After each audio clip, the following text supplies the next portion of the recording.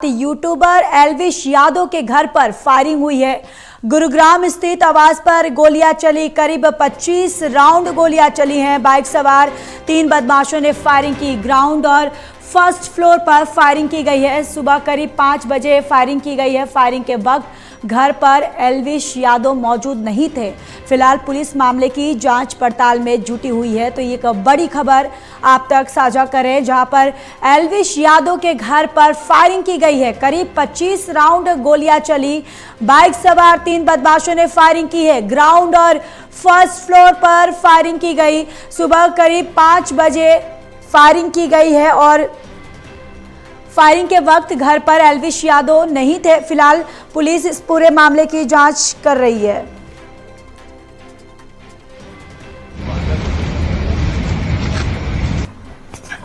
Sir आप यहीं मौजूद थे सर? वैसे समय ये घटना हुई है, पुलिस साथ दे रही है सर आपको? और पुलिस प्रशासन ही कर रहा है, जो बढ़िया कर रहा है, जो भी है सारी टीमें आ चुकी है और पूरा परिवार यहाँ मौजूद था सर जिस समय ये सब घटना हुई है? और एल्विश यहाँ है या बाहर है? वो अपने काम से गए हुए हैं। कितने बजे के आसपास ये घटना हुई है, कुछ अंदाजा हुआ? आप क्या कर रहे थे उस समय सर? सोए हुए थे।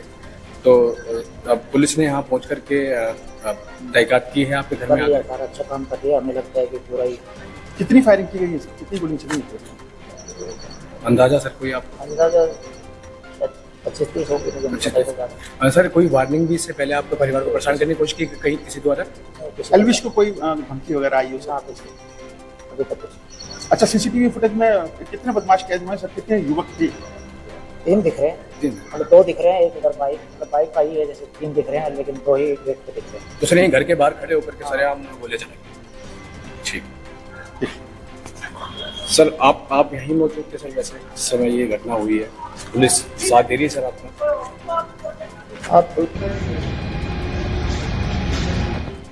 और इसी खबर पर ज्यादा जानकारी के साथ संवाददाता प्रणय शर्मा हमारे साथ जुड़ चुके हैं। प्रणय, ये फायरिंग की वारदात को जो अंजाम दिया गया है यूट्यूबर एल्विश यादव के घर पर, आखिर अभी जांच पड़ताल में प्रणय क्या कुछ सामने आया है? आखिर किसने ये फायरिंग की है?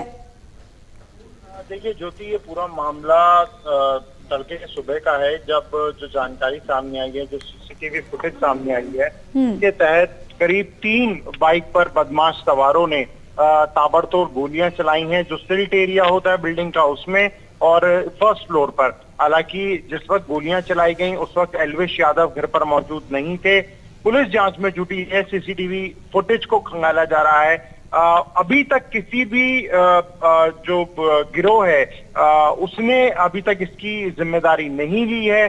फिलहाल पुलिस जांच में जुटी है। परिवार वालों का कहना है कि आज तक इससे पहले कभी उन्हें कोई धमकी या फिर किसी प्रकार का उन्हें इस प्रकार की कोई डर नहीं दिखाया गया। ये पहली बार है जो ये घटना हुई है और सीसीटीवी में साफ तौर पर देखा जा सकता है कैसे बदमाश घर के बाहर पहुंचे। उसके बाद उन्होंने ताबड़तोड़ गोलियां चलाई। ये भी बात सामने आ रही है कि करीब 25 से 30 राउंड जो थी फायरिंग वहां पर की गई है और उसके बाद जो बदमाश थे वो वहां से फरार हो जाते हैं।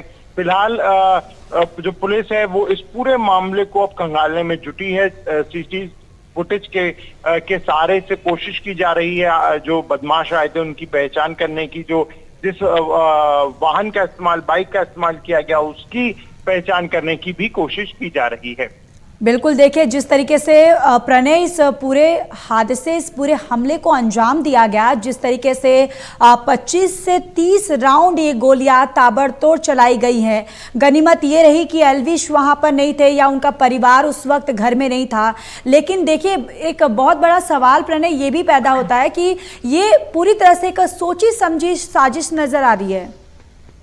बिल्कुल, देखिए इसमें कोई दोराय नहीं है, क्योंकि सुबह करीब 5 बजे का बदमाशों का आना, नकाबपोश वो बदमाश थे, बाइक पर सवार थे और ताबड़तोड़ वो यूट्यूबर एल्विश यादव के आवास पर गोलियां चलाते हैं और फिर वहां से वो भाग निकलते हैं।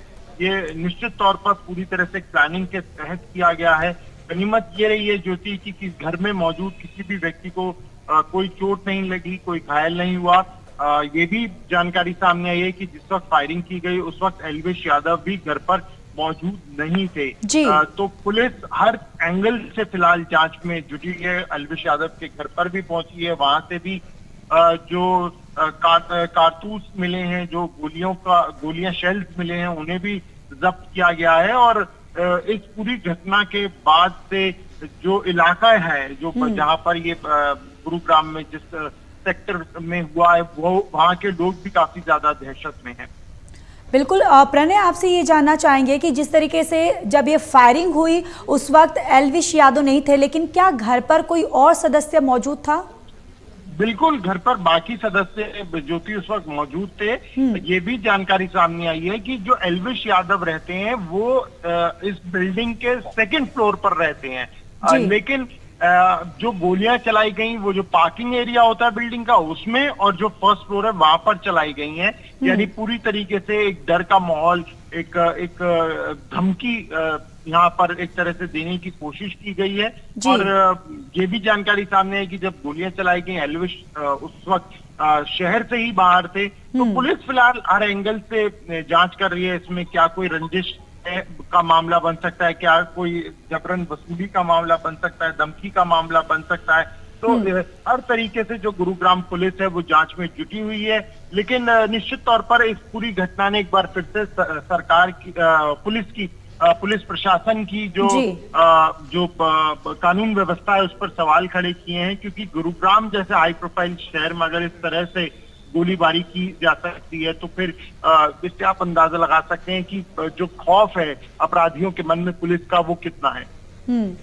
बिल्कुल। और देखिए प्रणय, जिस तरीके से इस पूरे हमले को, वारदात को अंजाम दिया गया है, और आप जिस तरीके से जानकारी दे रहे हैं कि पुलिस जो है वो हर एंगल से इस पूरे मामले की जांच पड़ताल कर रही है, लेकिन अभी तक इस पूरे हमले के बाद प्रणय, क्या एल्विश यादव के कोई परिवार की तरफ से कोई प्रतिक्रिया सामने आई है, या फिर खुद एल्विश यादव की तरफ से कोई प्रतिक्रिया सामने आई है?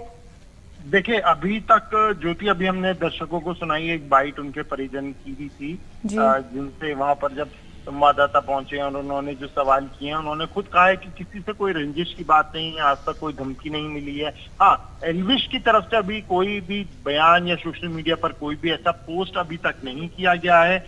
फिलहाल जो पुलिस है वो गुरुग्राम के सेक्टर 57 में जो उनका आवास जहाँ पर मौजूद है वहां पर अभी भी मौजूद है और जांच में जुटी हुई है। पुलिस की तरफ से एक आधिकारिक तौर पर बयान भी जारी किया गया है। जो सीसीटीवी फुटेज आई है उसमें साफ तौर पर दिख रहा है कि 3 जो नकाबपोश बदमाश है वो एल्विश के घर आते हैं और ताबड़तोड़ वो गोलियां चलाते हैं। ये भी जानकारी सामने आ रही है। ये 3 बदमाश जो सीसीटीवी में नजर आ रहे हैं, क्या इनकी पहचान हो पाई है कि आखिर ये कौन है? देखिए, अभी जांच चल रही है ज्योति, और क्योंकि उन्होंने नकाब पहना हुआ था, नकाबपोश वो बदमाश थे, उनकी पहचान अभी नहीं हो पाई है। पुलिस जांच में जुटी है। जिस बाइक का इस्तेमाल किया उसकी भी कोशिश की जा रही है कि पता लग सके कि वो बाइक किसके नाम पर थी, किसकी वो बाइक थी।